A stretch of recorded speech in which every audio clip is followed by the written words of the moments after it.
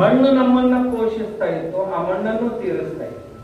ಎಲ್ಲಿಗೆ ಬಂದಿದೆ ಮಣ್ಣಿನ ಸ್ಥಿತಿ ಅಂದ್ರೆ, ಈ ಮಣ್ಣಿನಲ್ಲಿ ಸಾವಯವ ಇಂಗಾಲ ಒಂದು 30 ವರ್ಷದಿಂದ 3% ಇದೆ. ಇವತ್ತು ಅದು ಬರೀ 0.3% ಬಂದಿದೆ. 0.3%. ಇದರಲ್ಲಿ ಅರ್ಧ ಬಿದ್ದು ಹೋದ್ರೆ ಸಾಕು, ಈ ಮಣ್ಣೆಲ್ಲ ಬಂಡೆ ಆಗಿಬಿಡುತ್ತೆ. ಏನು ಬೆಳೆಯೋದಕ್ಕೆ ಅರ್ಹತೆ ಉಳಿಯೋದಿಲ್ಲ. ಇದರಲ್ಲಿ ಒಂದು ಹನಿ ನೀರು ಬಿಡೋದು, ಇಳಿಯೋದಿಲ್ಲ, ಕೆಳಗಡೆ ಹರಿದು ಹೋಗ್ಬಿಡುತ್ತೆ ಅಷ್ಟೇ. ತಂಪು 2033 ಸುಮಾರಿಗೆ ಈ ವಾತಾವರಣ ಏನ್ ಆಗೋದಿದೆ ಅನ್ನೋದನ್ನ ವೈಜ್ಞಾನಿಕರು ಹೇಳ್ತಾ ಇದ್ದಾರೆ. ಈ 3 ತಿಂಗಳಲ್ಲಿ ಬೀಳಬೇಕಾದಂತ ಮಳೆ ಒಂದು 50-55 ಗಂಟೆಗಳಲ್ಲಿ ಬಿದ್ದು ಹೋಗ್ಬಿಡುತ್ತೆ. 3 ತಿಂಗಳು ದಿನಾಲು ಸುರಿಯಬೇಕಾದಂತ ಮಳೆ ಬರೀ 56 ಗಂಟೆಗಳಲ್ಲಿ ಸುರಿದು ಬಿಡುತ್ತೆ. ಹಾಗಾದ್ರೆ ಏನು ಉಳಿಬಹುದು, ಏನು ಹೋಗ್ಬಹುದು ತಾವು ವಿಚಾರ ಮಾಡಿ. ಯಾಕಂದ್ರೆ ಪರ್ಯಾವರಣದ ಅಸಂತುಲನದ ಕಾರಣವಾಗಿ ಇದು ಆಗ್ತದೆ. ಅದರಲ್ಲಿ ಮಣ್ಣು ಬಂತು, ನೀರು ಬಂತು, ಗಾಳಿಯೂ ಬಂತು, ಎಲ್ಲವೂ ಬಂತು. ಹೀಗಾಗ್ತಾ ಇದೆ.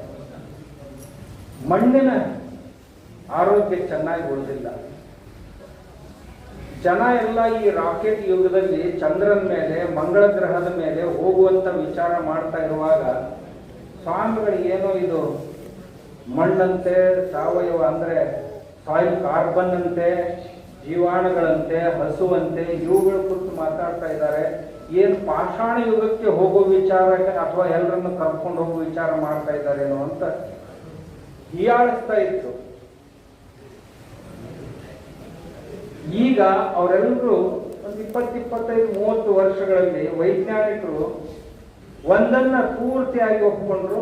ಈ ದೇಶದ ಮಣ್ಣಿನ ಆರೋಗ್ಯ ಸರಿ ಇಲ್ಲ. ಈ ಮಣ್ಣಿನಲ್ಲಿ ಏನೇನು ಬೆಳೀತಾ ಇದೆಯೋ ಆ ಎಲ್ಲ ಬೆಳೆಗಳಲ್ಲಿ ವಿಷ ಬರ್ತಾ ಇದೆ ಅನ್ನೋದನ್ನು ಎಲ್ಲರೂ ಒಪ್ಪಿಕೊಂಡ್ರು. ಯಾವುದೇ ಬೆಳೆ ಬೆಳೆದರೂ ಸಹಿತ ಅದರಲ್ಲಿ ವಿಷ ಬರ್ತಾ ಇದೆ. ಮಣ್ಣಿನಲ್ಲಿ ನಾವು ಬೇರೆ ಬೇರೆ ರಸಗೊಬ್ಬರಗಳನ್ನ ಹಾಕಿ, ವಿಷಗಳನ್ನ ಹಾಕಿ ಮಣ್ಣನ್ನ ಏನು ಕಲುಷಿತಗೊಳಿಸಿದ್ದೆವೋ ಆ ಮಣ್ಣಿನಲ್ಲಿ ಇರುವಂತಹ ವಿಷ ಬೆಳೆಗಳಲ್ಲಿ ಬರ್ತಾ ಇದೆ ಅನ್ನೋದನ್ನು ಎಲ್ಲರೂ ಒಪ್ಪಿಕೊಂಡ್ರು. ಆದರೆ ಇನ್ನೂ ಬಹಳ ಜನರಿಗೆ ಈ ಮಣ್ಣಿನ ಆರೋಗ್ಯವನ್ನ ಸದೃಢಗೊಳಿಸಬೇಕು ಅನ್ನುವಂತಹ ಬುದ್ಧಿ ಬರ್ತಾ ಇಲ್ಲ. ಕೆಟ್ಟಿದೆ ಅನ್ನೋದನ್ನು ಒಪ್ಕೊಳ್ತಾ ಇದ್ದಾರೆ. ಹಾಗಾದ್ರೆ ಅದನ್ನ ಪರಿಹರಿಸೋದು ಹೇಗೆ, ಸುಧಾರಿಸೋದು ಹೇಗೆ ಅಂತ ಇನ್ನೂ ವಿಚಾರ ಮಾಡ್ತಾ ಇದ್ದಾರೆ. ಇದು ನಾವು ಜಗತ್ತಿನ ಈಗ 4ನೇ ಆರ್ಥಿಕ ಶಕ್ತಿಯಾಗಿ ಬೆಳೆದಿದ್ದೀವಿ. ಇನ್ನ 2ನೇ ಬಹುದೊಡ್ಡ ಶಕ್ತಿಯಾಗಿ ಬೆಳೀಲಿಕ್ಕೆ ಹೊರಟವರು. ಆದರೆ ಯಾರ ಆರೋಗ್ಯನೂ ಸರಿ ಇಲ್ಲ, ಒಬ್ಬರ ಆರೋಗ್ಯನೂ ಸರಿ. ಕ್ಯಾನ್ಸರ್ನಲ್ಲಿ ನಾವು ಜಗತ್ತಿನಲ್ಲಿ ಈಗ ಬರುವ ಒಂದು 2-3 ವರ್ಷಗಳಲ್ಲಿ ನಂಬರ್ 1 ಆಗ್ತಾ ಇದೆ. ಡಯಾಬಿಟಿಸ್ ನಲ್ಲಿ ನಂಬರ್ 1 ಆಗಿದ್ದೀವಿ already. Diabetes capital in India. ಇನ್ನು ಕೆಲವು ದಿವಸಗಳಲ್ಲಿ ಹೃದಯಾಘಾತದ ಕ್ಯಾಪಿಟಲ್ ಆಗ್ತಾ ಇದ್ದೀವಿ. ಹೀಗೆ ಸುಮಾರು ರೋಗಗಳ ಆಗರ ಆಗ್ತಾ ಇದೆ. ಯಾಕೆ ಅಂದ್ರೆ ಈ ಭೂಮಿಯಲ್ಲಿರುವಂತಹ ವಿಷ ಬೆಳೆಗಳಲ್ಲಿರುವ ವಿಷ ಮನುಷ್ಯನಲ್ಲಿ ಸೇರಿ ಅವನ ರೋಗ ಪ್ರತಿಕಾರ ಶಕ್ತಿ ಕಡಿಮೆಯಾಗಿ ಅವನ ಶಕ್ತಿ ಕ್ಷೀಣಿಸಿ ಸಣ್ಣ ಸಣ್ಣ ಕಾಯಿಲೆಗಳಿಗೆ ಬಲಿಬಿದ್ದು ಯಾವ ದೇಶ ಕೃಷಿಕರ ದೇಶ ಅಂತ ಕರೆಸಿಕೊಳ್ತೋ, ಯಾವ ದೇಶದಲ್ಲಿ ಕೃಷಿ ಉದ್ಯಮಗಳು ಬೆಳೆದು ಬೃಹದಾಕಾರದಲ್ಲಿ ನಿಲ್ಲಬೇಕಾಗಿತ್ತು, ಅಲ್ಲಿ ಹಾಸ್ಪಿಟಲ್ ಇಂಡಸ್ಟ್ರಿ ಮತ್ತು ಫಾರ್ಮಸಿ ಇಂಡಸ್ಟ್ರಿ ಭೂತಾಕಾರದಲ್ಲಿ ಬೆಳೆದು ನಿಂತಿದೆ. ಇವೆರಡನ್ನ ನಿಗ್ರಹಿಸೋದು ಬಹಳ ಕಷ್ಟ. ಸರ್ಕಾರಗಳೇ ಬಿದ್ದು ಹೋಗ್ತವೆ ಫಾರ್ಮಸಿ ಇಂಡಸ್ಟ್ರಿ ಕಂಟ್ರೋಲ್ ಮಾಡ್ಲಿಕ್ಕೆ ಹೋದ್ರೆ ಇವತ್ತಿನ ವಿಷಯ. ಹಾಗಾದ್ರೆ ನಾವು ಸುಧಾರಿಸೋದು ಹೇಗೆ? ನಮಗೆ ಮಣ್ಣಿನ ಆರೋಗ್ಯ ಬಹಳ ಮುಖ್ಯ. ಬಹಳ ಜನ ಇತ್ತೀಚೆಗೆ ಮಲೆನಾಡಿನಲ್ಲಿ ಕೃಷಿಯನ್ನೇ ಕೈಬಿಟ್ಟಿದೆ. ಅದಕ್ಕೆ ಸುಮಾರು ಕಾರಣಗಳಿವೆ. ಅಗ್ಗದರದ ಅಂಗಡಿಯ ಕಾಳುಗಳು, ಪುಕ್ಕಟೆ ಬಂದಂತ ಬಿಟ್ಟಿ ಭಾಗ್ಯಗಳು ಮತ್ತು ಕೃಷಿಯ ಕಡೆಗೆ ಜನರ ತಾತ್ಸಾರ. ನಮ್ಮ ಆರೋಗ್ಯಕ್ಕೆ ಎಷ್ಟು ಬೇಕು ಅಷ್ಟಾದರೂ ನಮ್ಮ ಭೂಮಿಯಲ್ಲಿ ನಾವು ಕೃಷಿ ಮಾಡಿಕೊಳ್ಳೋಣ. ಆಮೇಲೆ ನಾವು ಈ ನಿಸರ್ಗದ ಮೇಲೆ ಮಾಡಿದ ಅನ್ಯಾಯದ ಪರಿಣಾಮವಾಗಿ ಕಾಡಿನಲ್ಲಿರಬೇಕಾದಂಥ ಪ್ರಾಣಿಗಳೆಲ್ಲ ಊರು ಸಮೀಪ ಬಂದು ನಮ್ಮ ಹೊಲಗಳಲ್ಲಿ ಬಂದು ಬೆಳೆಗಳಿಗೆ ಹಾನಿಯನ್ನು ಉಂಟು ಮಾಡ್ತಾ ಇರೋದು ಅದು ಒಂದು ಕಾರಣ. ಎಲ್ಲರೂ ಮಾಡಿರೋವೆಲ್ಲ ಹಂಚು ಹೋಗ್ತಾವು, ಆದ್ರೆ ನಾವು ಯಾರು ಮಾಡ್ತಾ ಇಲ್ಲ. ಮಾಡಬೇಕಾದದ್ದು ಅವಶ್ಯಕತೆ. ನಾನು ಎಲ್ಲಿ ಹೋದಲ್ಲೆಲ್ಲ ಪ್ರಾರ್ಥನೆ ಮಾಡ್ತಾ ಇರ್ತೇನೆ ನಮ್ಮ ಜನರಿಗೆ, ಜಗತ್ತಿಂದ ಏನಾಗುತ್ತೆ ಆಗಿಲ್ರಿ, ತಮ್ಮ ಮನೆಗಾದ್ರೂ ಎಷ್ಟು ಬೇಕು ಅಷ್ಟಾದ್ರೂ ನಮ್ಮ ಕೃಷಿ ಮಾಡಿಕೊಳ್ಳೋಣ. ನಾವು ಉಂಟಾ ಇರುವಂತ ಅಕ್ಕಿ ಸರಿ ಇಲ್ಲ, ನಾವು ಉಂಟಾ ಇರುವಂತ ಗೋಧಿ ರಾಗಿ ಸರಿ, ನಾವು ಉಂಟಾ ಇರುವಂತ ತರಕಾರಿ ವಿಷವನ್ನೇ ಹೊತ್ಕೊಂಡು ಬರ್ತಾ ಇದೆ. ನಾವು ತಿಂತಾ ಇರುವಂತ ಹಣ್ಣುಗಳನ್ನು ಬುದ್ಧಿವಂತರಾದವರು ಎಂದೂ ತಿನ್ನಬಾರದು. ನೋಡ್ಲಿಕ್ಕೆ ಅಷ್ಟೇ ಚೆನ್ನಾಗಿವೆ, ಆದರೆ ಆರೋಗ್ಯಕ್ಕೆ ಒಳ್ಳೆಯವು ಅಂತ ಹೇಳುವಷ್ಟು ಧೈರ್ಯ ಯಾರಲ್ಲಿಯೂ ಇಲ್ಲ, ಅಷ್ಟು ವಿಷದಿಂದ ಕೂಡಿದೆ. ಹಾಗಾದ್ರೆ ಇವೆಲ್ಲವನ್ನ ತಗೊಂಡು ನಮ್ಮ ಆರೋಗ್ಯ ಎಲ್ಲಿಗೆ ಬಂದಿದೆ? ನಮ್ಮ ದೇಶದ ಅಭಿವೃದ್ಧಿ ಅಂದ್ರೆ ಊರಿಗೊಂದು ಆಸ್ಪತ್ರೆ ಅಥವಾ ಓಣಿಗೊಂದು ಆಸ್ಪತ್ರೆಯನ್ನ ಕಟ್ಟಿದ್ರೆ ದೇಶ ಸುಧಾರಣೆ ಆಯಿತು ಅಂತ ಅನ್ನುವ ಸ್ಥಿತಿಗೆ ನಾವು ಬಂದಿದ್ದೀವಿ. ತಾಲೂಕಿಗೆ ಒಂದಿದ್ದಂಥ ಪೊಲೀಸ್ ಸ್ಟೇಷನ್ ಊರಿಗೊಂದು ಪೊಲೀಸ್ ಸ್ಟೇಷನ್ ಆದ್ರೆ ನಾವು ಬಹಳ ದೊಡ್ಡ ಡೆವಲಪ್ಮೆಂಟ್ ಮಾಡಿದ್ದೀವಿ ಅಂತ ತಿಳ್ಕೊಂಡಿದ್ದೀವಿ. ಇಂಥವೇ ಕೆಲವೊಂದು ಇಂಡಸ್ಟ್ರಿಗಳನ್ನ ಬೆಳೆಸಿ ಅದರಿಂದ ನಮ್ಮ ಗ್ರಾಮಗಳು, ನಮ್ಮ ದೇಶ ಸುಧಾರಣೆ ಆಗ್ತಾ ಇದೆ ಅಂತ ನಾವು ತೋರಿಸ್ಕೊಳ್ತಾ ಇದ್ದೀವಿ. ಅದು ನಮ್ಮ ಸುಧಾರಣೆ ಅಲ್ಲ, ನಮ್ಮ ಅಧೋಗತಿ. ತಾಲೂಕಿಗೆ ಒಂದು ಪ್ರಾಥಮಿಕ ಆರೋಗ್ಯ ಕೇಂದ್ರ ಇದ್ದದ್ದು ಈಗ ತಾಲೂಕಿಗೆ 1000 ಜನ ಡಾಕ್ಟರ್ ಸಾಕು, ಅವಾಗೂ ಕಡಿಮೆ ಬೀಳ್ತಾ ಇದೆ. ನಮ್ಮ ಪ್ರಕೃತಿಯೇ ನೋಡಿದೆ. 6 ತಿಂಗಳ ಮಕ್ಕಳಿಗೂ ಸಹಿತ ಡಯಾಬಿಟಿಸ್, 3 ವರ್ಷದ ಮಕ್ಕಳಿಗೆ ಕ್ಯಾನ್ಸರು, 20-25 ವರ್ಷದ ಯುವಕರಿಗೆಲ್ಲ ಹಾರ್ಟ್ ಅಟ್ಯಾಕು, 30-35 ವರ್ಷದವರಿಗೆ ಬ್ರೈನ್ ಟ್ಯೂಮರ್ಸು, ಸಣ್ಣ ಸಣ್ಣ ಮಕ್ಕಳಿಗೆಲ್ಲ ಬ್ರೈನ್ ಡಿಸಾರ್ಡರ್. 30-35 ವರ್ಷದ ಯುವತಿಯರು ಯುಟ್ರಸ್ ತೆಗೆದು ಹಾಕ್ತಾ ಇದ್ದಾರೆ, ಗರ್ಭಾಶಯದ ಚೀಲಗಳನ್ನ ರಿಮೂವ್ ಮಾಡ್ತಾ ಇದ್ದಾರೆ. ಯಾವುದು ಆ ವ್ಯಕ್ತಿಯ ಶರೀರದ ಎಲ್ಲ ಕಲ್ಮಶಗಳನ್ನ ತೆಗೆದು ಹೊರಗೆ ಹಾಕ್ತಾ ಇತ್ತೋ ಅದನ್ನೇ ತೆಗೆದು ಹಾಕಿದ ನಂತರ ಆ ವ್ಯಕ್ತಿ ಆಯುಷ್ಯ ಮುಂದೆ ಉಳಿಯೋದೆಷ್ಟು, ನಿರೋಗಿಯಾಗಿ ಬದುಕೋದೆಷ್ಟು. ದೇಶ ತುಂಬಾ ಇನ್ಫರ್ಟಿಲಿಟಿ ಸೆಂಟರ್, IVF ಸೆಂಟರ್ಸ್ ಮೊದಲು ರಾಜ್ಯಕ್ಕೆ ಒಂದಿತ್ತು, ಈ ಊರಿಗೊಂದೊಂದು. ರಾಜ್ಯಕ್ಕೆ ಒಂದೇ ಹುಚ್ಚರ ಆಸ್ಪತ್ರೆ ಇತ್ತು, ಬೆಂಗಳೂರಿನಲ್ಲಿ, ಧಾರವಾಡದಲ್ಲಿ. ಈ ಊರೂರಿಗೆ ಹುಚ್ಚರ ಆಸ್ಪತ್ರೆಗಳು ನೋಡ್ಬೇಕು. ಜಿಲ್ಲೆಗೆ ಹೋಗ್ರಿ, 10-15 ಜನ ಸೈಕಾಟ್ರಿಸ್ಟ್ ಆರಾಮಾಗಿ ಸಿಗ್ತಾರೆ. ಮೊದಲು ಸೈಕಾಟ್ರಿಸ್ಟ್ ಸಿಗ್ತಿರ್ಲಿಲ್ಲ, ಈಗ ಮತ್ತೆ ಅದರಲ್ಲಿ ಸೂಪರ್ ಸ್ಪೆಷಾಲಿಟಿ. ಪಿಡಿಯಾಟ್ರಿಕ್ ಸೈಕಾಟ್ರಿಸ್ಟ್ ಬೇರೆ, ಜಿರಿಯಾಟ್ರಿಕ್ ಸೈಕಾಟ್ರಿಸ್ಟ್ ಬೇರೆ, ಮತ್ತೆ ಏನ್ ಯೂತ್ ಅದಾರ ಇವ್ರ ಸೈಕಾಟ್ರಿಸ್ಟ್ ಬೇರೆ. ಅದರಲ್ಲಿಯೂ ಸಹಿತ ಸೂಪರ್ ಸ್ಪೆಷಾಲಿಟಿ ಬರ್ತಾ ಇದೆ. ಯಾವುದರ ಪರಿಣಾಮ? ನಿಸರ್ಗ ನಾವೇನು ಹಾಳು ಮಾಡಿದೀವಲ್ಲ ಅದರ ಪರಿಣಾಮ ನಾವೇ ಅನುಭವಿಸ್ತೀವಿ. ನಮ್ಮ ಆರೋಗ್ಯ ಸರಿ ಇಲ್ಲ, ಇಷ್ಟಂತೂ ಸರಿ.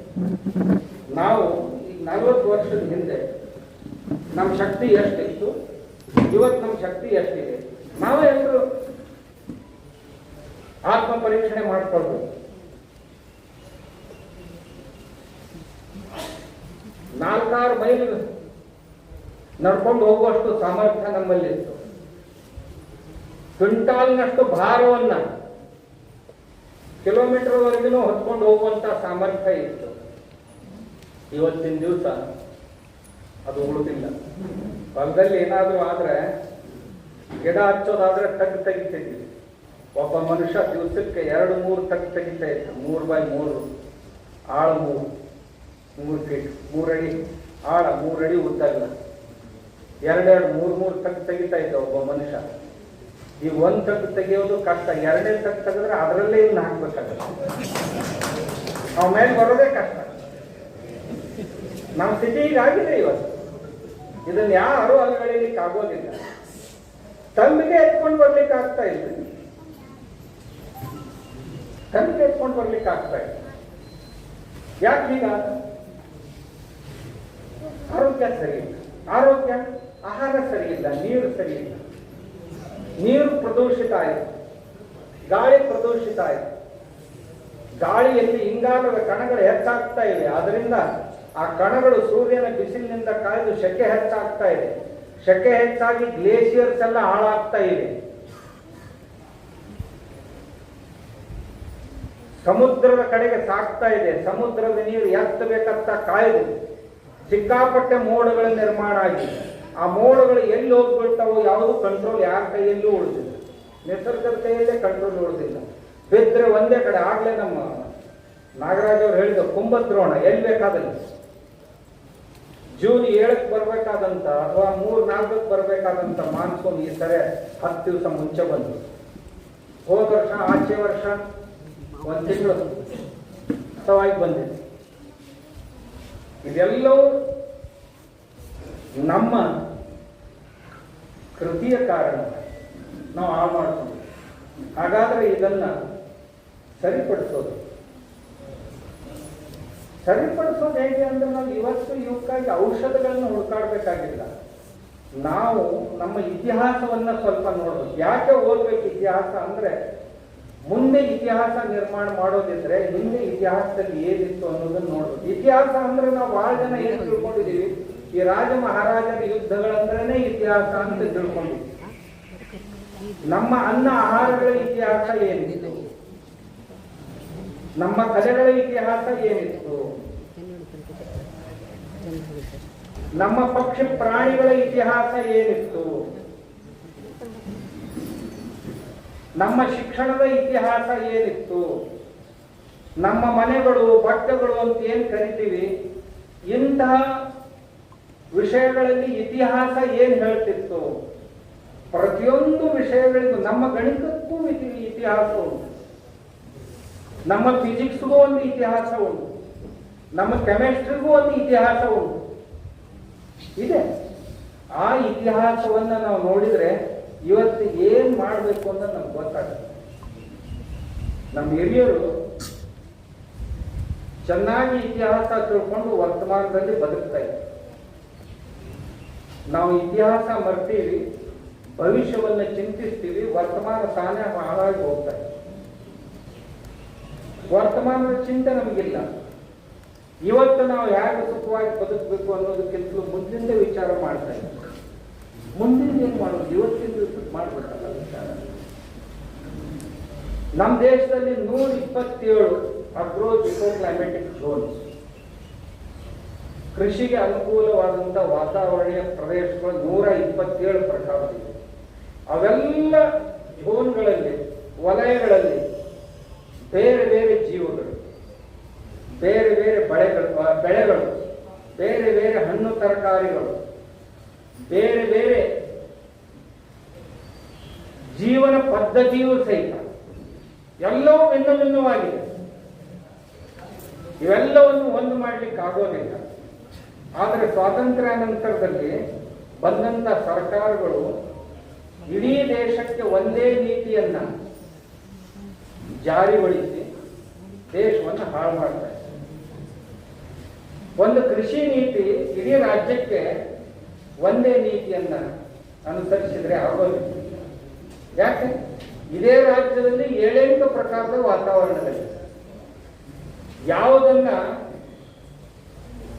ಒಬ್ಬರಿಗೆ ಅಳವಡಿಸಬಹುದು, ಅದನ್ನ ತಂದು ಇಲ್ಲಿ ಅಥವಾ ಇಲ್ಲಿರುವಂತಹದ್ದನ್ನ ಒಯ್ದು ಅಲ್ಲಿ ಅಳವಡಿಸಿದ್ರೆ ಕೃಷಿ ಆಗೋದಿಲ್ಲ. ಯಾವ ಪ್ರದೇಶದಲ್ಲಿ ಏನಿತ್ತೋ ಅದನ್ನು ಉಳಿಸ್ಕೊಂಡು ಬೆಳೆಸ್ಕೊಂಡು ಹೋಗ್ಬೇಕು. ಆ ರೀತಿಯ ನೀತಿ ನಿಯಮಗಳು ನಮ್ಮಲ್ಲಿ ಇರಬೇಕಾಗಿದೆ. ಇದರ ಪರಿಣಾಮವಾಗಿ ದುಷ್ಪರಿಣಾಮವಾಗಿ ಮನುಷ್ಯ ಎಲ್ಲವನ್ನೂ ತೀರಿಸ್ತಾ ಎಲ್ಲಿಗೆ ಬಂದ ಅಂದ್ರೆ ಪ್ರಾಣಿಗಳನ್ನು ಸಹಿತ ತೀರಿಸ್ತಾವ, ಪಕ್ಷಿಗಳು ಸಹಿತ ಹದ್ದುಗಳು ತೀರಿ ಹೋಗಿ, ಸಣ್ಣ ಸಣ್ಣ ಹಕ್ಕಿಗಳು ತೀರಿ ಹೋಗಿ, ಕಾಗೆ ಉಳಿದಿವೆ. ಬಹುತೇಕ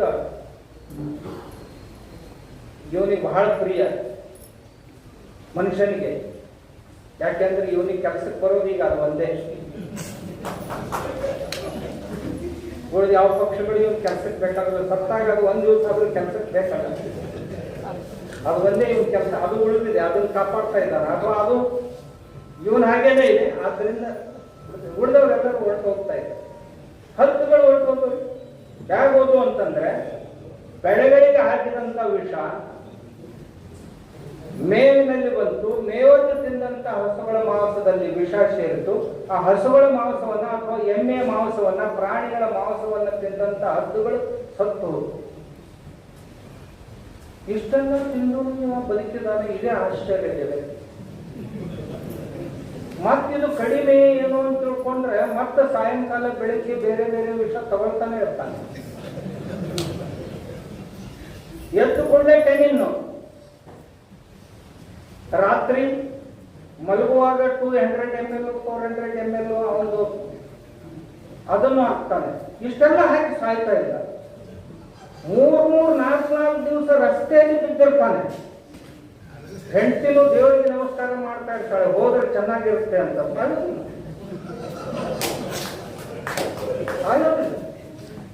ಪಾಪ ಒಳ್ಳೆಯವರು ಸತ್ತು ಹೋಗ್ತಾರೆ, ಇವನು ಸಾಯೋದಿಲ್ಲ. ಅಂದ್ರೆ ಅಷ್ಟು ಗಟ್ಟಿಮುಟ್ಟಾಗಿದ್ದಾನೆ. ಕೆಲವು ಜನ ಭೂಮಿಗೆ ಭಾರವಾದವರು ಗಟ್ಟಿಮುಟ್ಟಾಗ್ತಾ ಇದ್ದಾರೆ. ಈ ಭೂಮಿಗೆ ಸಂವೇದನಶೀಲತೆಯಿಂದ ಬಾಳುವಂಥವರೆಲ್ಲರೂ ಅಲ್ಲ. ಈ ಭೂಮಿಯನ್ನು ಉಳಿಸ್ಬೇಕಾಗಿತ್ತಂದ್ರೆ, ನಮ್ಮ ಆರೋಗ್ಯವನ್ನು ಉಳಿಸ್ಕೊಳ್ಬೇಕಾಗಿತ್ತು ಅಂದ್ರೆ, ಈ ಬಯೋಡೈವರ್ಸಿಟಿ ಅಂತ ಏನಿದೆ ಅಲ್ಲ, ಅದನ್ನು ನಾವು ಸ್ಥಾಪಿಸಲೇಬೇಕು. ಬಯೋಡೈವರ್ಸಿಟಿಯನ್ನ ಕಾಪಾಡಲೇಬೇಕು. ಬಯೋಡೈವರ್ಸಿಟಿ ಜೀವ ಸರಪಳಿ ಅಂತ ಏನಿದೆ, ಆ ಜೀವ ಸರಪಳಿಯ ಯಾವುದೇ ಒಂದು ಕಂಡು ಕಳಿಸಿದ್ರು ಸಹಿತ ಆ ಸರಪಳಿ ಯಾವ ಕೆಲಸಕ್ಕೂ ಬರೋದಿಲ್ಲ. ಅದರಲ್ಲಿ ಬಹುದೊಡ್ಡ ಕೆಲಸವನ್ನು ಮಾಡ್ತಾ ಇರುವಂತ ಒಂದು ಕೊಂಡಿ ಅಂದ್ರೆ ಹಸು, ಜೀವ ಸರಪಳಿ.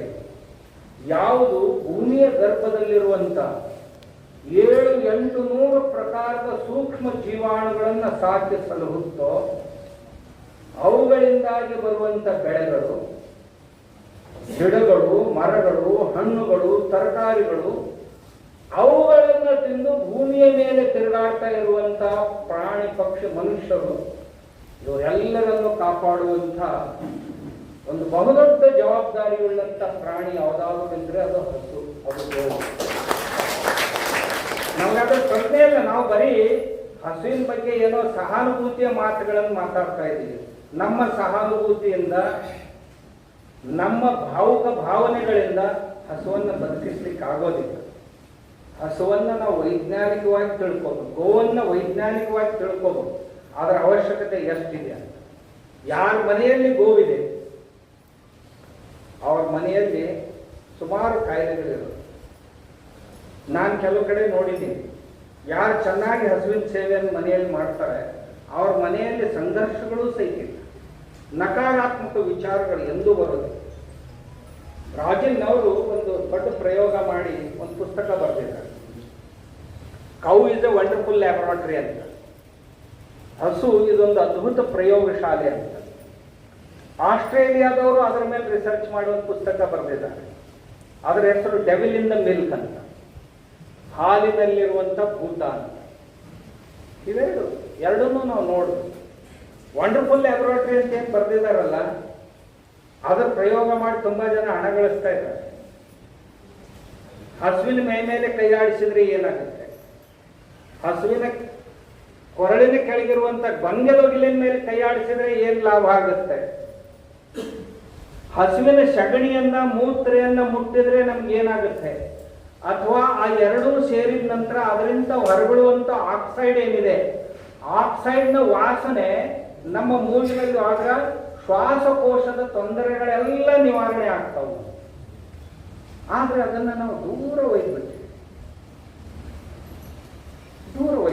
ಮನುಷ್ಯನ ಆರೋಗ್ಯಕ್ಕಾಗಿ ಸಗಣಿ ಮತ್ತು ಮೂತ್ರ ಎರಡೂ ಸೇರಿದ ತಕ್ಷಣ ಒಂದು ಪ್ರಕಾರದ ವಾಸನೆ. ನೋಡಿ, ಯಾರ ಮನೆಯಲ್ಲಾದರೂ ಯಾರಾದರೂ ಸತ್ತಿದ್ರು ಅಂದರೆ ಆಮೇಲೆ ಏನು ಮಾಡ್ತಾರೆ ಅಂದರೆ ಇದೇ ಗಂಜಲ ಕೇಳಿಸ್ತಾರೆ ಮನೆಯಲ್ಲಿ. ಯಾಕೆ ಅಂತಂದರೆ ನಿರ್ಜಂತುಕೀಕರಣಗೊಳಿಸುವಂಥ ಸಾಮರ್ಥ್ಯ ಆ ಮೂತ್ರ ಮತ್ತು ಸಗಣಿ ಗಂಜಲದಲ್ಲಿ ಮಾಡಿದ್ದದಕ್ಕಾಗಿ ಅದನ್ನು ಏನೋ ದೇವರು ದಿಂಡ್ರು ಅಂತ ಹೇಳಕ್ ಹೋಗಿ ವಿಜ್ಞಾನ ಹಾಳು ಮಾಡ್ತಾರೆ. ನಮ್ಮ ಹಿರಿಯರು ಎಲ್ಲ ವಿಜ್ಞಾನವನ್ನ ಧರ್ಮದಲ್ಲಿ ಹಾಕಿದ್ರು. ನಾವು ಅದನ್ನ ಅರ್ಥ ಮಾಡ್ಕೊಳ್ಳಿಕ್ಕೆ ಆಗಲಿಲ್ಲ. ಆದ್ದರಿಂದ ನರಿ ದ್ರಾಕ್ಷಿಯನ್ನು ಹುಳಿ ಅಂದಂತೆ ನಾವು ಅವುಗಳಿಗೆ ಏನೋ ಮೌಢ್ಯ ಅಂತ ಹೆಸರಿಟ್ಟು ನಮ್ಮನ್ನು ನಾವು ಹಾಳು ಮಾಡ್ಕೊಂಡಿವಿ, ಅವುಗಳನ್ನು ಹಾಳು ಮಾಡ್ತೀವಿ. ಆದರೆ ಈ ಗೋವು ಅದರ ಮೈಯಿಂದ ಹೊರಬರುವಂತ ತರಂಗಗಳು ನಮಗೆ ತಟ್ಟಿದ್ರೆ, ಒಬ್ಬ ಸೈಂಟಿಸ್ಟ್ ಮೇಮನ್ ಅಂತ, ಡಾಕ್ಟರ್ ಮೇಮನ್ ಅಂತ, ಆಂಧ್ರದವರು, ಹೈದರಾಬಾದ್, ಒಂದು ಅಳತೆ ಗೋಲನ್ನ ಡಿಜಿಟಲ್ ಆಗಿ ತಯಾರು ಮಾಡಿದ್ರು. ನೀನು ಹಾಗೆ ಇದ್ದಾಗ ನಿನ್ನ ಬಾಡಿ ಆರ ಪ್ರಭಾವಲಯ ಎಷ್ಟಿರುತ್ತೆ? ಒಂದು 40-42 ಅಡಿಯಷ್ಟು ಇರುತ್ತೆ. ಅದೇ ಮನುಷ್ಯ ಆ ಗೋವಿನ ಸಹವಾಸದಲ್ಲಿ ಒಂದು 5-10 ನಿಮಿಷ ಇದ್ದ, ಆ ನಂತರ ಅವನ ಬಾಡಿ ಆರ ಪ್ರಭಾವಲಯ ಎಷ್ಟು ಅಂದ್ರೆ ಸುಮಾರು 200-300 ಅಡಿಯವರೆಗೆ ಅವನ ಬಾಡಿ ಆರ ಹೆಚ್ಚಾಗಿರುತ್ತೆ. ಆಮೇಲೆ ಪ್ರತಿಯೊಬ್ಬರ ಶರೀರದ ಪ್ರಭಾವಲಯ ಅಂತೇಳಿ ಅದಕ್ಕೊಂದು ಬಣ್ಣ ಇರುತ್ತೆ. ಆ ಬಣ್ಣ ಆ ಮನುಷ್ಯನ ಗುಣಗಳನ್ನು ಅವಲಂಬಿಸಿರುತ್ತೆ. ಅವನ ಮನಸ್ಸಿನಲ್ಲಿ ಅಥವಾ ಅವನ ಶರೀರದಲ್ಲಿ ಯಾವ ಗುಣಗಳಿವೆ ಅಲ್ಲ, ಅವುಗಳ ಮೇಲೆ ಆಧಾರಿತವಾದಂಥ ಒಂದು ಬಣ್ಣ ಅದಕ್ಕಿರುತ್ತೆ. ರಷ್ಯಾದವರು ಅದರದ್ದೊಂದು ಕ್ಯಾಮೆರಾ ತಂದು ಅದರಿಂದ ಡಯಾಗ್ನೋಸ್ಟಿಕ್ ಸೆಂಟರ್ಸ್ ಆರಂಭ ಮಾಡಿದರು. ನಾವೇನೇನೋ ಡಯಾಗ್ನೋಸ್ಟಿಕ್ ಸೆಂಟರ್ ಎದ್ಕೋತಂದದ್ದನ್ನು ಯಾವುದನ್ನು ಬಳಸ್ತೀವಿ. ಆದ್ರೆ ಅವರು ಇದು ಭಾರತೀಯ ಚಿಕಿತ್ಸಾ ಶಾಸ್ತ್ರ, ಇದನ್ನು ನೋಡಿ ಆಮೇಲೆ ಕಣ್ಣಿನ ಫೋಟೋ ತೆಗೆಯುವಂಥ ಒಂದು ಯಂತ್ರ ತೆಗೆದ್ರು. ಆ ಕಣ್ಣಿನಲ್ಲಿ ಯಾವ ಯಾವ ಮೂಲೆಗಳಲ್ಲಿ ಎಂಥ ಬಣ್ಣ ಇದೆ, ಎಂಥ ಚುಕ್ಕೆಗಳಿವೆ, ಅವುಗಳನ್ನು ನೋಡಿ ಇಡೀ ಶರೀರದಲ್ಲಿ ಯಾವ ಭಾಗದಲ್ಲಿ ಏನು ತೊಂದರೆ ಆಗಿದೆ ಅನ್ನೋದನ್ನ ಅವ್ರಿಗೆ ಡಯಾಗ್ನೋಸ್ ಮಾಡ್ತಾ ಇದ್ದಾರೆ. ಮೂರನೆಯದಾಗಿ ಮನುಷ್ಯನ ಒಂದು ಕೂದಲನ್ನು ತಗೊಂಡು ಒಂದು ಯಂತ್ರದಲ್ಲಿ ಹಾಕಿದಾಗ ಈ ಶರೀರದ ಒಳಗಡೆ ಏನಾಗಿದೆ ಅನ್ನೋದನ್ನ ಅವರು ಗುರುತಿಸ್ತಾ ಇದ್ದಾರೆ. ಇದೆಲ್ಲ ನಮ್ಮದೇ ಒಂದು ಕಾಲಕ್ಕೆ, ಆದ್ರೆ ನಾವು ಅದನ್ನೆಲ್ಲ ಬಿಟ್ಟಿವಿ. ನಮ್ಮ ಹಸುಗಳನ್ನ ಬಿಟ್ಟಿವಿ. ನಮ್ಮ ಹಸು ನಮ್ಮನ್ನು ಗುರುತಿಸ್ತಾ ಇದೆ. ನಮ್ಮ ಹಸು ನಮ್ಮ ಮನೆಯಲ್ಲಿತ್ತು, ಯಾವುದೇ ರೋಗಗಳನ್ನು ಮನೆಯೊಳಗೆ ಬರಲಿಕ್ಕೆ ಬಿಟ್ಟಿರಲಿಲ್ಲ. ಎಂದೂ ನಮ್ಮ ಮನಸ್ಸಿನಲ್ಲಿ ನಕಾರಾತ್ಮಕ ಶಕ್ತಿಯನ್ನು ಬೆಳೆಯಲಿಕ್ಕೆ ಬಿಡಿಸಿರ್ಲಿಲ್ಲ. ಅಂತಹ ಸಾಮರ್ಥ್ಯ ಅದರಲ್ಲಿತ್ತು. ಅದು ಯಾಕೆ ಹಾಗೆ ಅಂದ್ರೆ ದೇವರು ಅದನ್ನ ಹಾಗೆ ಹುಟ್ಟಿಸಿದ. ಮಾವಿನ ಹಣ್ಣು ಯಾಕೆ ಹೀಗೆ ಅಂದ್ರೆ ನಾವೇನು ಹೇಳೋದಕ್ಕೆ? ನೋಡಿ, ಬಿಸಿಲು ಒಂದೇ, ಗಾಳಿ ಒಂದೇ, ನೀರು ಒಂದೇ, ಮಣ್ಣು ಒಂದೇ. ಹಾಗಿದ್ರೂ ಸಹಿತ ಮಾವಿನ ಹಣ್ಣಿನಲ್ಲಿರುವಂಥ ರುಚಿ ಬೇರೆ, ಮೆಣಸಿನಕಾಯಿಯಲ್ಲಿರುವಂಥ ರುಚಿ ಬೇರೆ, ಹಾಗಲಕಾಯಿಯಲ್ಲಿರುವಂಥ ರುಚಿ ಬೇರೆ. ಯಾಕೆ ಹೀಗೆ ಅಂದ್ರೆ ಅದು ದೇವರು ಮಾಡಿ. ಅದಕ್ಕೆ ಸಂಬಂಧಿತ ಬೀಜ ಮತ್ತು ನಿಸರ್ಗ, ಬೀಜ ಮತ್ತು ನಿಸರ್ಗ. ಹಾಗೆ ನಾವು ಯಾವ ಸ್ವಭಾವದವರು ಅದನ್ನು ಪರಿವರ್ತಿಸ್ಲಿಕ್ಕೆ ಆಗುತ್ತೆ. ಬೀಜಗಳನ್ನು ಪರಿವರ್ತಿಸಲಿಕ್ಕೆ ಅಂದ್ರೆ ತೃಣವರ್ಗಗಳನ್ನ ಲತಾವರ್ಗದಲ್ಲಿ ಪರಿವರ್ತಿಸಬಹುದು, ಆ ಬಳ್ಳಿ ವರ್ಗವನ್ನು ತೃಣವರ್ಗಕ್ಕೆ ಪರಿವರ್ತಿಸಬಹುದು. ಇದು ಪರಾಶರರ ಕಾಲದಿಂದಲೂ ಸಹಿತ ಈ ಸೈನ್ಸ್ ಇದೆ ನಮ್ಮ. ನಾವು ಮನಸ್ಸು ಮಾಡಿದ್ರೆ ಒಳ್ಳೆ ಒಳ್ಳೆಯ ಕೆಲಸಗಳನ್ನು ಮಾಡಲಿಕ್ಕೆ ಸಾಧ್ಯ. ಹಾಗೆ ಇದರಲ್ಲಿ ಮುಖ್ಯ ಪಾತ್ರ ಈ ಹಸುವಿಂದ. ಹಸುವನ್ನು ನಮ್ಮಿಂದ ದೂರ, ನಮಗೆ ಸ್ವಾತಂತ್ರ್ಯ ದೊರಕಾಗ ಸುಮಾರು ನಮ್ಮ ದೇಶದಲ್ಲಿ 120 ಕೋಟಿಗಳಿಗಿಂತಲೂ ಹೆಚ್ಚು ಹಸುಗಳಿವೆ. ಒಬ್ಬೊಬ್ಬರ ಮನೆಯಲ್ಲಿ 30, 40, 50, 60, 100 ಹಸುಗಳಿವೆ. ಅವಾಗ ನಮ್ಮ ಸಂಖ್ಯೆ ಬರೀ 30 ಕೋಟಿ. ನಾವೀಗ 144 ಕೋಟಿ. ನಮ್ಮ ಹಸುಗಳಿಗೆ 4 ಕೋಟಿನೂ ಉಳಿದಿದೆ. ಏನಾಯ್ತು ಅಂದ್ರೆ ಎಲ್ಲ ತಿಂದು ಹಾಕಿದ. ಬರಬಾರ್ದವುಗಳೆಲ್ಲ ಬಂದು ಆಕ್ರಮಣ ಮಾಡಿ. ಅದಕ್ಕೆ ನಾವು ಆರೋಗ್ಯಕ್ಕಾಗಿ ನೋಡಿ, ಆ ಹಸು ಹಾಲು ಕೊಡ್ತು ಅಂದ್ರೆ, ಅಥವಾ ಹಸು ಎಷ್ಟು ಆಕ್ಸಿಜನ್ ತಗೊಳ್ತಲ್ಲ ಅದರಲ್ಲಿ ಮ್ಯಾಕ್ಸಿಮಮ್ ಆಕ್ಸಿಜನ್ ಅನ್ನು ಹೊರಗೆ ಬಿಡುತ್ತೆ. ದೇವರು ಅದಕ್ಕೆ ಕೊಟ್ಟಿರುವಂತ ಒಂದು ಸಾಮರ್ಥ್ಯ. ಅದು ಯಾವುದೇ ಸಾಮಾನುಗಳನ್ನ, ಯಾವುದೇ ವಸ್ತುಗಳನ್ನ ಅದಕ್ಕೆ ತಿನ್ಲಿಕ್ಕೆ ಹಾಕಿದರೆ ಕಚ್ಚಾ ವಸ್ತುಗಳನ್ನ ತಿಂದು ಪಕ್ಕಾ ವಸ್ತುಗಳನ್ನು ಹೊರಗೆ ಬಿಡುತ್ತೆ ಅಲ್ವಾ? ಸಗಣಿ ಭೂಮಿಯ ಆಹಾರ, ಪಕ್ಕಾ ವಸ್ತು. ಮೂತ್ರ ಭೂಮಿ, ಮನುಷ್ಯ, ಅನ್ಯ ಜೀವಾಣುಗಳಿಗೆ ಆಹಾರ. ಹಾಲು ಆಹಾರ, ಎಲ್ಲವನ್ನು ಕಕ್ಕ ತಿಂತ. ಮನುಷ್ಯ ಎಲ್ಲ ಪಕ್ಕ ತಿಂತ, ಒಂದು ಪಕ್ಕ ಹೊರಗೆ ಬಿಡ್ಲಿಕ್ಕೆ ತಯಾರಿ. ಇವನಿಗೆ ಏನ್ ಜಿಲೇಬಿ ತಿನ್ಸಿದ್ರು ಆಗೋದು ಅದೇ, ಮಾವಿನ ಹಣ್ಣು ತಿನ್ಸಿದ್ರು ಹೊರಗೆ ಹಾಕೋದು ಅದನ್ನೇ.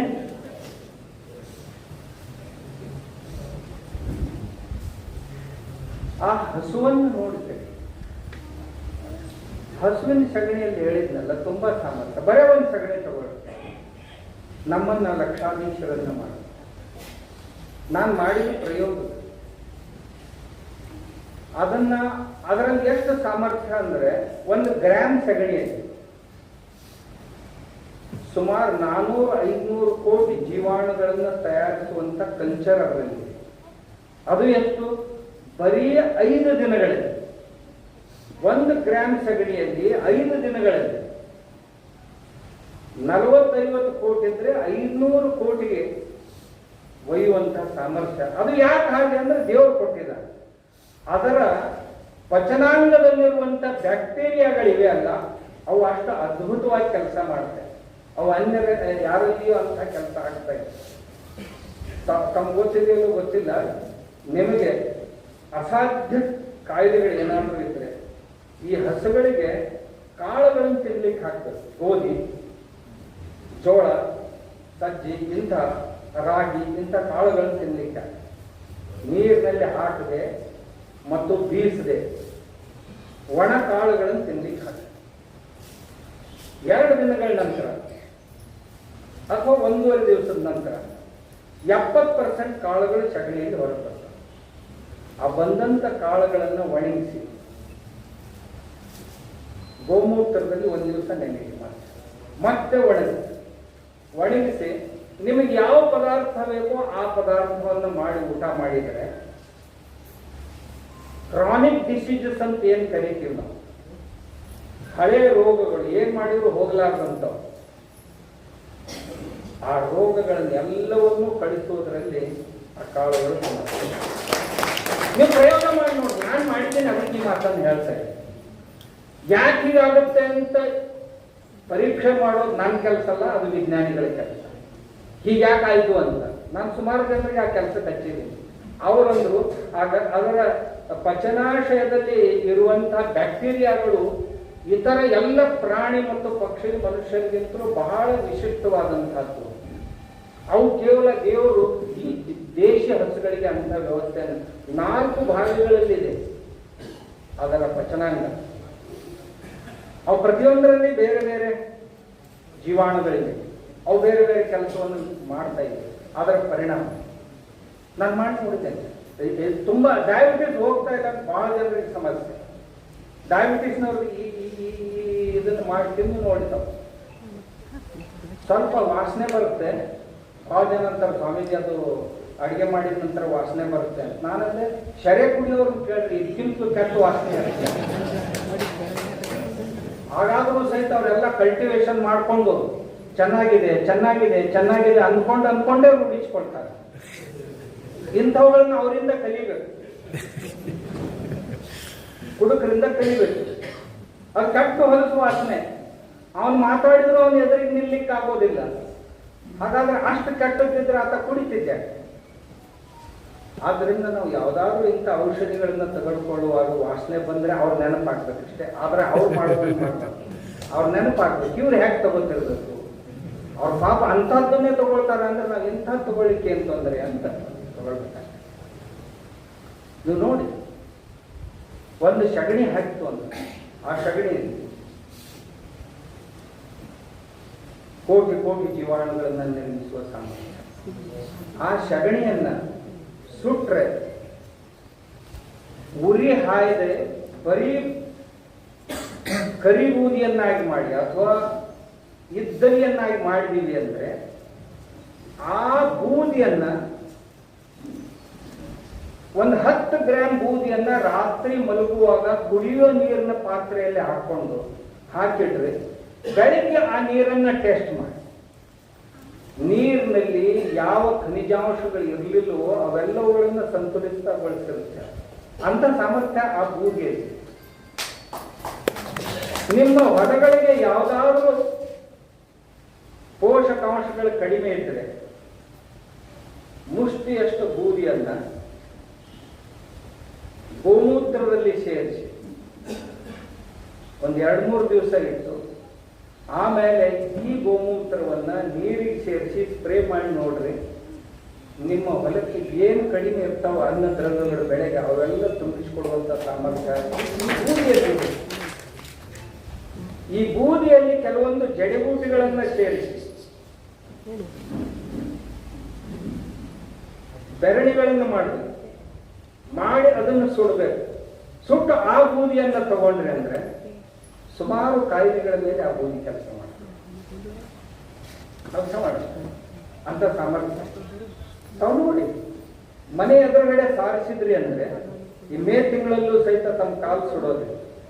ಸೂರ್ಯ ಕಿರಣಗಳನ್ನ ಪರಾವರ್ತಿಸುವಂತ ಸಾಮರ್ಥ್ಯ. ನಾನು ಮೊನ್ನೆ ಒಬ್ಬರು ಹೊಲದಲ್ಲಿ ಹೋಗಿದ್ದೆ. ಅವ್ರು ಹೊಲದಲ್ಲಿ ಹೋದ್ರೆ ಇಡೀ ಬೇಸಿಗೆಯಲ್ಲಿ ಹೊಲಕ್ಕೆ ನೀರೇ ಹಾಕ್ಸಿರ್ಲಿಲ್ಲ. ಅಡಿಕೆ ಮರಗಳಿದ್ದು, ತೆಂಗಿನ ಮರಗಳಿದ್ದು, ಇನ್ನು ಯಾವ್ಯಾವ ಮರಗಳಿದ್ದು, ಯಾವತ್ತೂ ನೀರು ಕೊಟ್ಟಿರಲಿಲ್ಲ. ನಾನು ಕೇಳಿದೆ ಯಾಕೆ ಅಂತ. ಅವನಿಂದ ಪ್ರತಿ ಸಾರಿ ನಾನು ಗೋವಿನ ಸಗಣಿಯನ್ನ ತರ್ತೇನೆ, ಸಾರಿಸೋ ಕೆಲಸ ಮಾಡ್ತೇನೆ. ಇಷ್ಟು ದಪ್ಪ ಆಗಿತ್ತು ಅವನು ಸಾರಿಸಿದ್ದು ಪದರಗಳು. ಆ ಪದರನ್ನು ಕಿತ್ತಿದ್ರೆ ಕೆಳಗಡೆ ಎಲ್ಲ ತಂಪಾಗಿತ್ತು. ಆಮೇಲೆ ಸುಮಾರು ಪ್ರಕಾರದ ಜೀವಾಣುಗಳು ಅಲ್ಲಿ ಹುಳುಗಳಲ್ಲಿ ಆಡ್ತಾ ಇತ್ತು ಕೆಳಗಡೆ. ಯಾಕೆಂದ್ರೆ ಸೂರ್ಯನ ಕಿರಣಗಳನ್ನೇ ಕೆಳಗಡೆ ಹೋಗಿ ಕೊಡ್ಲಿಲ್ಲ ಅಂದಾಗ ಆ ನೀರನ್ನ ಆವಿಗೊಳಿಸೋರು ಯಾರು? ಮಣ್ಣಿಗೆ ಸೂರ್ಯ ಕಿರಣಗಳನ್ನೇ ಬೆಳಿಲಿಕ್ಕೆ ಬಿಡೋದಿಲ್ಲ. ಅಂತ ಸಾಮರ್ಥ್ಯ ಕೇವಲ ಗೋವಿನ ಸಗಣಿಯಲ್ಲಿದೆ. ಮತ್ತೆ ನೀವು ಎಮ್ಮೆದು ಸಾರಿಸಿ ನೋಡಿ, ಅಥವಾ ನಿಮ್ಮ ಹತ್ರ ಇದು ಹಂದಿ ಮಾರಿದೊಂದಿದೆಯಲ್ಲ, ಏನದು HF ಅಂತ, ಓಷನ್ ಪ್ರಿಸನ್ ಅಂತ, ಅದನ್ನು ಮಾಡಿ ನೋಡಿ. ನಾನು ಮಾಡಿ ನೋಡಿದ್ದೇನೆ. ಗೊಬ್ಬರ ಹಾಕಿ ನೋಡು ಹೊಲದಲ್ಲಿ. ನಾನು ಅದರ ಗೊಬ್ಬರ ಹಾಕಿದೆ, ಒಂದೇ ವರ್ಷ ಕೆಲಸ ಮಾಡಿ ಬೆಳೆಗಳಿಗೆ. ನಮ್ಮ ದೇಶೀಯ ಹಸುವಿನ ಗೊಬ್ಬರ ಹಾಕಿದ್ರೆ 3-4 ವರ್ಷ ಏನೂ ಹಾಕೋ ಅವಶ್ಯಕತೆ ನೋಡಿ. ಅದರಲ್ಲಿ ಬ್ಯಾಕ್ಟೀರಿಯಾಗಳ ಕೌಂಟ್ ನೋಡಿ. ಇದರಲ್ಲಿ ಕೋಟಿಗಟ್ಟಲೆ ಇದ್ದರೆ ಅದರಲ್ಲಿ ಲಕ್ಷಗಟ್ಟಲೆ ಇರುತ್ತೆ. ಕಡಿಮೆ, 10 ಪಟ್ಟು ಕಡಿಮೆ ಇರ್ತದೆ. ಈಗ ಇಲ್ಲದೆ ಇದ್ರೆ ನಮ್ಮಲ್ಲಿ ಬುದ್ಧಿವಂತರು ಬಹಳ ಜನ ಇದ್ದಾರೆ. ಅದಕ್ಕೂ 4 ಕಾಲಿವೆ, ಇದಕ್ಕೂ 4 ಕಾಲಿವೆ, ಅದಕ್ಕೂ 2 ಕೋಡುಗಳಿವೆ, ಇದಕ್ಕೂ 2 ಕೋಡಿದೆ, ಅದಕ್ಕೂ ಒಂದು ಬಾಲ ಇದೆ, ಇದಕ್ಕೂ ಒಂದು ಬಾಲ ಇದೆ, ಅದು ಒಂದು ಪ್ರಾಣಿನೇ, ಇದು ಒಂದು ಪ್ರಾಣಿನೇ, ಅದು ಹಸುವೆ, ಇದು ಹಸುವೆ, ನೀವೇನು ದೇಶಿ ಹಸು ಅಂತ ಏನು ಕರಿತೀರಿ ಅಂತ ನಮ್ಮೊಳಗೂ ಸಹಿತ ಬಹಳ ಬುದ್ಧಿವಂತರು ಇರ್ತಾರೆ ಹೇಳುವರು.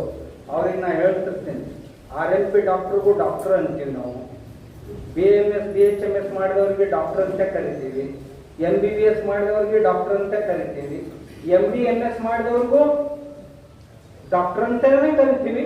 ಇನ್ನು ಕೆಲವು ಜನ ಕಂಪೌಂಡರ್ಗಳು ಊರಲ್ಲಿ ಡಾಕ್ಟರ್ ಕೆಲಸ ಅವ್ರಿಗೆ ಡಾಕ್ಟರ್ ಅಂತಾನೆ ಕರಿತಿರ್ತೀವಿ. ಅಂದ್ರೆ ನಾವು ಕಂಪೌಂಡರ್ಗೆ ಡಾಕ್ಟರ್ ಅಂದಂಗೆ ಆಗುತ್ತೆ. ಹಸುವಿಗೆ ಡಾಕ್ಟರ್, ಹಸು ಅಂದ್ರೆ ಅದು ಅಲ್ಲ. ಅದಕ್ಕೆ ಅದರದೇ ಆದಂತ ಪ್ರದೇಶ ಇದೆ, ಅದರದೇ ಆದಂತ ಸ್ಥಾನ ಇದೆ. ಅಲ್ಲಿ ಅದು ಸಸ್ಟೇನ್ ಆಗ್ಬೋದು, ಇಲ್ಲಿ ಸಸ್ಟೇನ್ ಆಗುತ್ತೆ. ಇಲ್ಲಿ ಅದರ ಹಾಲಿನಲ್ಲಿ, ಇದರ ಹಾಲಿನಲ್ಲಿ, ನಾನು ಹೇಳಿದ್ನಲ್ಲ, ಯಾವುದೇ ಹಾಲಿನಲ್ಲಿ ಒಂದು ಕೇಸಿನ್ ಅನ್ನೋ ಘಟಕ ಇರುತ್ತೆ ಪ್ರೋಟೀನ್ನಲ್ಲಿ. ಆ ಕೇಸಿನ್ ಏನ್ ಮಾಡುತ್ತೆ ಅಂದ್ರೆ ರೋಗ ಪ್ರತಿಕಾರಕ ಶಕ್ತಿಯನ್ನ ಕೊಡುತ್ತೆ. ಅದು ಈ ದೇಶಿ ಹಸುವಿನಲ್ಲಿ ಆ ಕೇಸಿನ್ ಪ್ರಮಾಣ ತುಂಬಾ ಚೆನ್ನಾಗಿದೆ. ಇದೇ ಕೇಸಿನ್ನು ಜರ್ಸಿ ಹಸುವಿನಲ್ಲಿದೆ, ಆದರೆ ಆ ಪ್ರೋಟೀನ್ನಲ್ಲಿ ಏನು ಕೇಸಿನ್ ಇದೆ ಅದರಲ್ಲಿ ಮಾರ್ಫಿನ್ ಇದೆ, ಒಂದು PCM7 ಬೀಟಾ ಕೇಸೋ ಮಾರ್ಫಿನ್ 7, ಅದು ವಿಷಾಣು. ಆ ವಿಷಾಣು ನಮ್ಮ ಶರೀರದಲ್ಲಿ ಬಹಳ ದಿವಸಗಳವರೆಗೆ ಉಳಿತು ಅಂದ್ರೆ ನಮ್ಮ ಪ್ಯಾಂಕ್ರಿಯಾಸ್ ಡ್ಯಾಮೇಜ್ ಮಾಡುತ್ತೆ, ಬ್ರೈನ್ ಡಿಸಾರ್ಡರ್ ಉಂಟು ಮಾಡುತ್ತೆ, ಸುಮಾರು ರೋಗಗಳನ್ನು. ನಾನು ಹೇಳಿದ್ನಲ್ಲ ಡೆವಿಲ್ ಇನ್ ದ ಮಿಲ್ಕ್ ಅಂತ, ಅವ್ರು ಮಾಡಿದಂಥ ಸಂಶೋಧನೆ 10-12 ದೊಡ್ಡ ಕಾಯಿಲೆಗಳನ್ನು ತಯಾರು ಮಾಡುತ್ತೆ. ಇದು ಅಂತರ ಇರೋದು. ಅದಕ್ಕೆ ನಮ್ಮ ದೇಶೀಯ ಹಸುಗಳು ಉಳಿತು. ಅವು ಭೂಮಿಯ ಆರೋಗ್ಯಕ್ಕಾಗಿ, ನಮ್ಮ ಆರೋಗ್ಯಕ್ಕಾಗಿ ಆ ಹಾಲನ್ನೇ ಕುಡಿಯೋದು. ಹಾಲು ಕುಡಿದ್ರು ಸಹಿತ ಕಡಿಮೆ ಹಾಲು ಕೊಡುತ್ತೆ, ಆದರೆ ಕೊಟ್ಟಷ್ಟು ಅಮೃತ. ಅದರಲ್ಲಿ ಆ ಹಾಲಿನಲ್ಲಿ A to E ಎಲ್ಲ ವಿಟಮಿನ್ಗಳು. ತಮಗೆ ಆಶ್ಚರ್ಯ ಅನ್ನಿಸ್ಬೋದು, ನಾನು 11 ತಿಂಗಳುಗಳವರೆಗೆ ಬರೀ ಹಸುವಿನ ಹಾಲನ್ನು ಕುಡಿದೆ. ನನ್ನ ಜೊತೆಗಾರರು ಕೆಲವು ಜನ ಇದ್ದಾರೆ, ಸುಮಾರು 18-20 ವರ್ಷಗಳಿಂದ ಬರೀ ಹಸುವಿನ ಹಾಲನ್ನೇ ಕುಡಿತಾರೆ 2 ಹೊತ್ತು. ಊಟ ಏನು ಮಾಡೋದು? ಯಾಕಂದ್ರೆ ಹಾಲು ಪೂರ್ಣ ಆಹಾರ. ಹಸುವಿನ ಹಾಲು ಇದು ಪೂರ್ಣ ಆಹಾರ. A to E ಎಲ್ಲ ವಿಟಮಿನ್ಸ್ ಅದರಲ್ಲಿ. ನಾನೇ ಅದಕ್ಕೆ ಉದಾಹರಣೆ. ನಾನು ಮೊದಲು ಹೇಳ್ತಿದ್ದೆ, ಆಮೇಲೆ ನನ್ನ ಮನಸ್ಸಿಗೆ ಅನಿಸ್ತು, ನಾನು ಜನರಿಗೆ ಹೇಳ್ತಾ ಇದ್ದೀನಿ ನಿಜವಾಗ್ಲೂ ಬದುಕಲಿಕ್ಕೆ ಸಾಧ್ಯ ಅಂತ ನಾನು ಮೊದಲು ನನ್ನ ಮೇಲೆ ಪ್ರಯೋಗ ಮಾಡಿಕೊಂಡೆ. ಈಗ ಯಾರಾದರೂ ಮಾಡ್ತಿದ್ರು ಬನ್ನಿ ನಾನು ನಿಮಗೂ ಹೇಳ್ಕೊಡ್ತೀನಿ ಅಂತ ಹೇಳ್ತೀನಿ. ತುಂಬ ಚೆನ್ನಾಗಿತ್ತು. ದೇಶ ತುಂಬ ಓಡಾಡ್ತಾ ಇದ್ದೆ, ಹೊಲಗದ್ದೆಗಳಲ್ಲೆಲ್ಲ ಕೆಲಸ ಮಾಡ್ತಾ ಇದ್ದೆ, ಗೋಶಾಲೆಯಲ್ಲಿ ಹೋಗಿ ಗೋವುಗಳ ಸೇವೆ ಮಾಡ್ತಾ ಇದ್ದೆ. ಆದರೆ ಅಶಕ್ತತೆ ಅನ್ನೋದು ನನಗೆಲ್ಲೂ ಕಾಡಲಿಲ್ಲ. ಆ ಹಾಲಿನಲ್ಲಿ ಅಂತ ಸಾಮರ್ಥ್ಯ. ನೀವು ಯಾವುದೇ ಕ್ಯಾನ್ಸರ್ ಪೇಷಂಟ್ ಇತ್ತು ಅಂತಂದ್ರೆ ಆ ಹಾಲಿನಲ್ಲಿ ಸ್ವಲ್ಪ ತುಳಸಿ ಸೊಪ್ಪು ಹಾಕಿ, ಸಾಧ್ಯ ಇದ್ರೆ ಸ್ವಲ್ಪ ಗೋವಿನ ತುಪ್ಪ ಅದಕ್ಕೆ ಸೇರಿಸಿ ಅವ್ರು ಕುಡಿಸಿ ನೋಡ್ರಿ. ನೀವು ಅವ್ರು ಮಲಗಿದವ್ರು ಎದ್ದು ಕೂಡ್ತಾರೆ.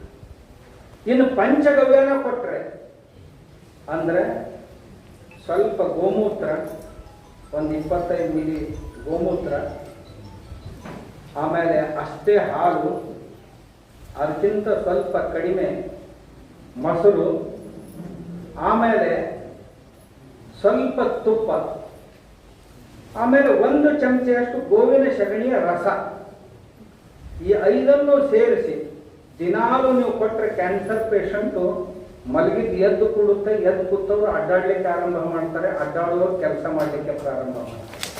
ಇದು ನಾನು ಮಾಡ್ತಾ ಇರುವಂಥ ಪ್ರಯೋಗ. ಏನಾಗುತ್ತೆ ಇದರಿಂದ? ಪ್ರತಿಕಾರ ಶಕ್ತಿ ಬೆಳೆಯುತ್ತೆ. ಪ್ರತಿದಿನನೂ ತಾಜಾ ಮಾಡಿಕೊಡ್ಬೇಕಷ್ಟೇ.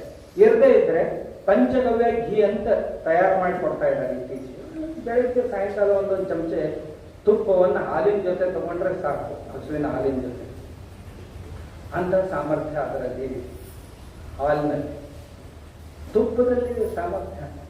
ಈ ತುಪ್ಪ ನೀವು ಸ್ವಲ್ಪ ರಾತ್ರಿ ಮಲಗುವಾಗ 1-2 ಹನಿ ಮೂಗಿನಲ್ಲಿ ಹಾಕೊಂಡ್ರೆ ಈ ಸೈನಸ್ ಪ್ರಾಬ್ಲಮ್ ಇದೆಯಲ್ಲ, ಇದು ಕಡಿಮೆ. 2ನೇದ್ದು, ಈ ತುಪ್ಪದಿಂದ ಅರೆ ತಲೆನೋವು ಅಂತ ಏನಿದೆಯಲ್ಲ ಅದು ನಿಂತು ರಾತ್ರಿ ಮಲಗುವಾಗ 1-2-3 ಹನಿ ಹಾಕೊಳ್ಳಿ. 3ನೇದ್ದು, ಈ ತುಪ್ಪದಿಂದ 3 ಹನಿ ಹಾಕೊಳ್ಳೋದ್ರಿಂದ ಈ ಗೊರಕೆ ಹೊಳಿತಿರ್ತಾರಲ್ಲ ಮಹಾನುಭಾವರು, ಅವ್ರ ಗೊರಕೆ ನಿಂತು ಹೋಗುತ್ತೆ. ಒಂದು 3-4 ದಿನಗಳಲ್ಲಿ ಗೊರಕೆ ನಿಂತು ಹೋಗುತ್ತೆ.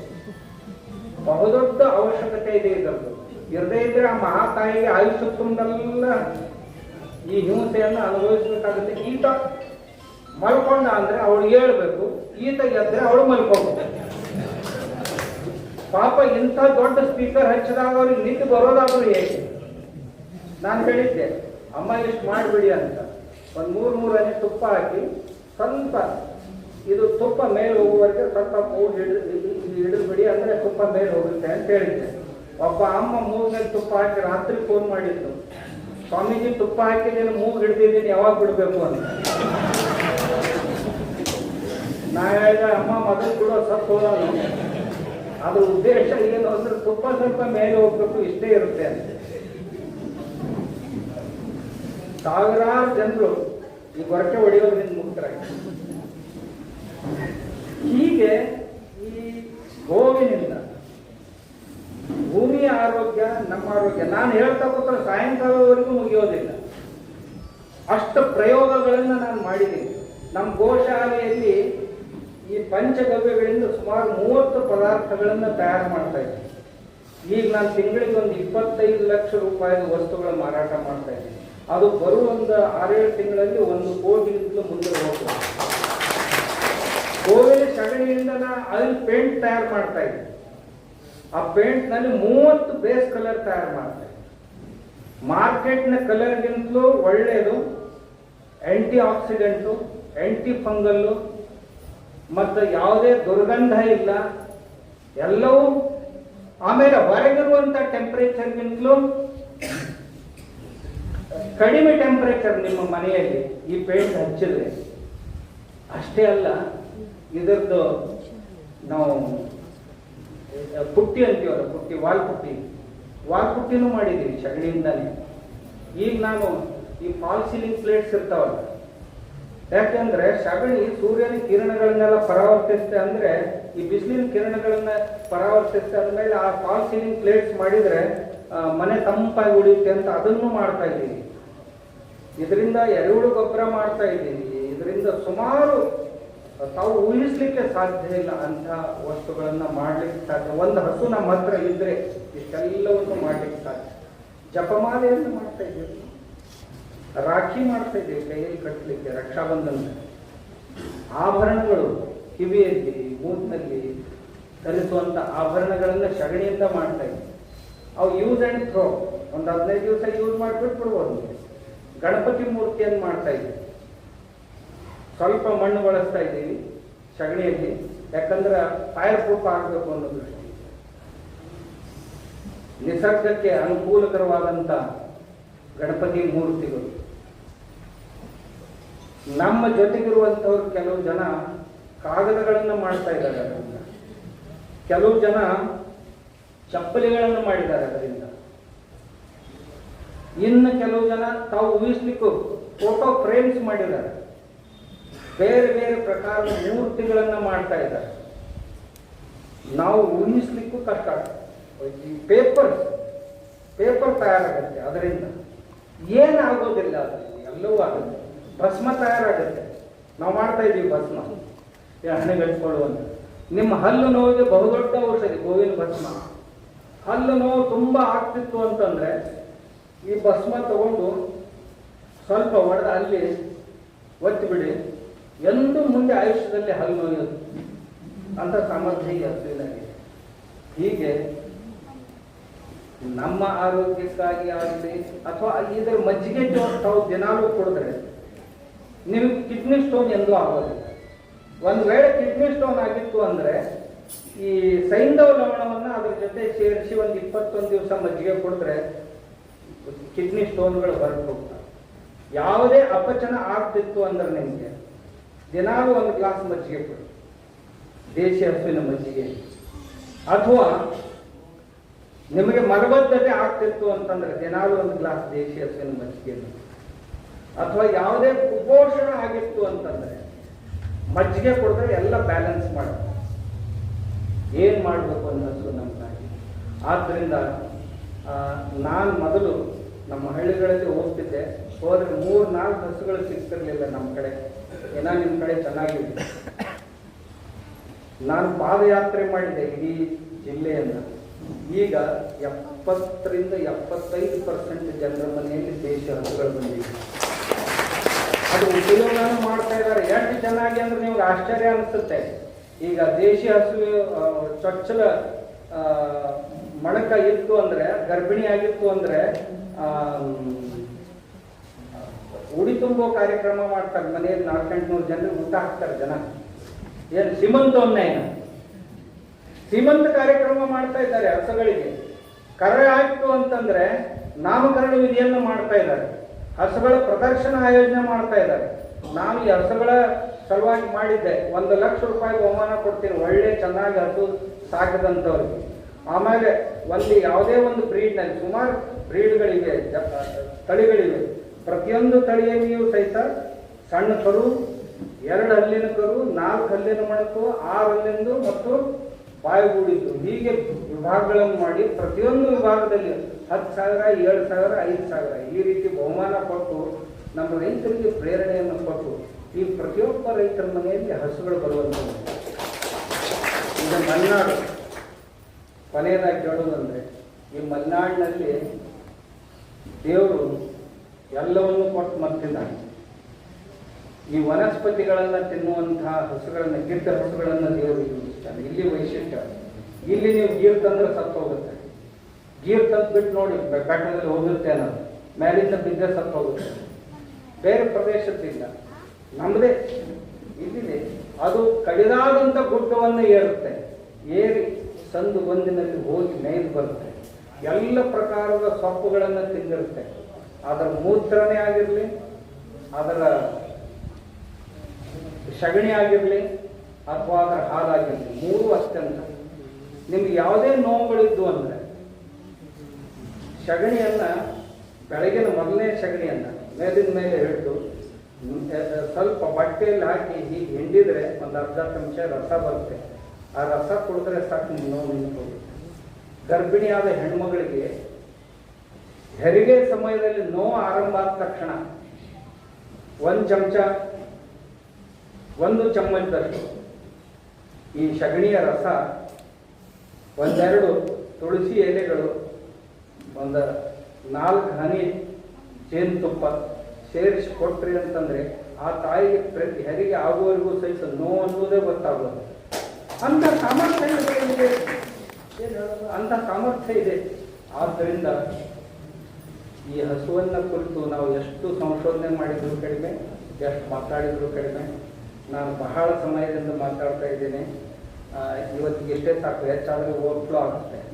ಆಮೇಲೆ ನೀವು ಸ್ವಾಮಿಗಳು ಯಾವಾಗ ಬಿಡ್ತಾರೋ ಏನೋ ಬಂದು ಸಿಕ್ಕೊಂಡು ಕೂತೀವಿ, ಹಸುವಾದ್ರೂ ಬಿಡ್ತಾ ಇಲ್ಲ ಅನ್ನೋ ಭಾವನೆ ನಿಮ್ಮಲ್ಲಿ ಬರಲ್ಲ. ನಾನು ಒಂದು ಸಾರಿ ಶುರು ಮಾಡಿದೆ ಅಂದರೆ ನನ್ನಲ್ಲಿ ಒಂದು ಸಾರಿ ನನ್ನ ಕೈಯಲ್ಲಿ ಸಿಕ್ಕರು ಅಂತಂದ್ರೆ ಚೆನ್ನಾಗಿ ರುಬ್ಬಿ ಅವರನ್ನು ಮೆತ್ತಗೆ ಮಾಡೇ ಬಿಡೋದು ನನ್ನದೊಂದು ಸ್ವಭಾವ. ಯಾಕೆಂದರೆ ಈ ನಿಸರ್ಗವನ್ನು ನೋಡಿ ಆಗ ಅನ್ಸುತ್ತೆ ನಾವೆಲ್ಲರೂ ಈ ನಿಸರ್ಗಕ್ಕಾಗಿ ದುಡಿಬೇಕು. ಅದಕ್ಕೆ ನಮ್ಮ ನಾಗರಾಜ್ ಅವರು ಬಹಳ ಪ್ರಯಾಸ ಪಟ್ಟು, ಅವ್ರಿಗೆ ಅನ್ನಿಸ್ಬಾರ್ದು ನಾನು ಕರ್ಕೊಂಡು ಬಂದೆ ಸ್ವಾಮಿಗಳು ಬಿಡ್ತಾ ಇಲ್ವಲ್ಲ, ಯಾಕೆ ಬಿಡ್ತು. ಅವರು ತುಂಬ ಪ್ರಯಾಸ ಪಟ್ಟು ಈ ಜ್ಞಾನ ಸತ್ರಗಳಿಂದ ಸಮಾಜವನ್ನು ಜಾಗೃತಗೊಳಿಸಬೇಕು, ಸಮಾಜವನ್ನು ಜೀವಂತವಾಗಿರಬೇಕು ಅನ್ನುವಂಥ ಅಂಥವರನ್ನೇ ಇಲ್ಲೆಲ್ಲ ಸೇರಿಸಿದ್ದಾರೆ. ಒಬ್ಬ ಒಳ್ಳೆಯ ಅಧಿಕಾರಿಗಳನ್ನು ಇಲ್ಲಿ, ಹೃದಯವಂತ ಅಧಿಕಾರಿಯನ್ನು ಈ ಕಡೆ ಅತಿಥಿಯಾಗಿ ತರಿಸಿದ್ದಾರೆ. ಅವ್ರ ಮಾತುಗಳನ್ನು ನಾನು ಕೇಳ್ತಾ ಇದ್ದೀವಿ. ನಮ್ಮ ಹಾಲಾಡಿ ಶ್ರೀನಿವಾಸ್ ಶೆಟ್ಟರು ಅಂದರೆ ಹೃದಯವಂತ ಮನುಷ್ಯ. ಆಮೇಲೆ ಕುರುಬೆ ದೊರೆ ಅಷ್ಟೇ ಅಲ್ಲ, ದೇಶದ ಬಗ್ಗೆ, ಈ ನಿಸರ್ಗದ ಬಗ್ಗೆ, ಜೀವರಾಶಿಯ ಬಗ್ಗೆ ತುಂಬ ಕಳಕಳಿ ಉಳ್ಳನು. ಸಂಪತ್ತು ಬಹಳ ಜನರ ಹತ್ರ ಇರುತ್ತೆ, ಆದರೆ ಸಂಪತ್ತು ಬಂದಾಗ ಸುಮಾರು ಗುಣಗಳು ಹೊರಟು ಹೋಗ್ತಿರ್ತಾವೆ. ಆದರೆ ಸಂಪತ್ತು ಬಂದಾಗ ಎಲ್ಲ ಗುಣಗಳನ್ನು ಆ ಸಂಪತ್ತಿನ ಮೇಲೆ ಸದಾಕಾಲ ಇರಿಸೋದು ಬಹಳ ಕಷ್ಟದ ಕೆಲಸ. ಅಂಥ ದೊಡ್ಡ ಪ್ರಯಾಸವನ್ನು ನಮ್ಮ ಬಂದಿದ್ದಾರೆ. ನಮ್ಮ ನಾಗರಾಜ್ ನಾಯಕರವರ ಈ ಕಾರ್ಯ ತುಂಬ ಶ್ಲಾಘನೀಯ. ಪ್ರತಿ ವರ್ಷ ಸ್ವಾತಂತ್ರ್ಯ ಯೋಧರನ್ನು ಕುರಿತು ಮತ್ತು ಯಾವುದೋ ವಿಷಯವನ್ನು ಕುರಿತು ಜ್ಞಾನ ಸತ್ರ ನಡೀಬೇಕು, ಯಾರಾದರೂ ನಡೆದು. ಹಿಂದೆ ರಾಜ ಮಹಾರಾಜರು ನಡೆಸ್ತಿದ್ರಂತೆ ಈ ವಿದ್ವದ್ಗೋಷ್ಠಿಗಳನ್ನು. ಇವತ್ತು ರಾಜರು ಹೋದರು, ಮಹಾರಾಜರು ಹೋದರು, ಮತ್ತು ಉಳಿದವ್ರು ಯಾರು ಅಂದ್ರೆ ಈಗಿರುವಂಥ ರಾಜ ಮಹಾರಾಜರು ಇಫ್ತಾರ್ ಪಾರ್ಟಿಗಳನ್ನು ನಡೆಸ್ತಾ ಇದ್ದಾರೆ. ಅದಕ್ಕೆ ಇಂಥ ಜ್ಞಾನ ಸತ್ರಗಳನ್ನು ಯಾರು ನಡೆಸೋದು?